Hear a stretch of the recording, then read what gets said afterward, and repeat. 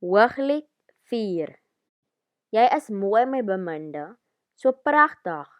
Jou oë agter jou sluier is soos die oë van 'n duif.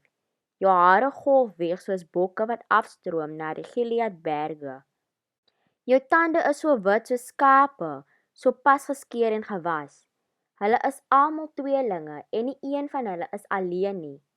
Soos rooi, gevlegte lint is jou lippe, pragtig is jou mond. Soos lieflike geurige granate is jou wange onder jou sluier. Jou nek is so sierlik soos die Davidstoring wat versier is met 1000 skilde van sy helde. Jou 2 borste is soos tweeling takboklammers wat tussen die lelies wy. Wanneer die dag aanbreek en die skaduwees verdwyn, wil ek na die berg van midde toe gaan, na die heuwel van wierook. My beminde, alles aan jou is mooi, daar is geen fout aan jou nie. My bruid, kom saam met my van die Libanonberg af. Kom kyk van die kruin van Amana, van bo van Senir en Hermon af, waar die leeu's bly en die luiperds lê. Jy het my opgewonde gemaak, my suster, my liewe bruid. 'n Skalkse kyk van jou oë, een kyk na die halsnoer om jou nek, het my in vervoering gebring. Om jou te liefkoos is wonderlik, my liewe bruid.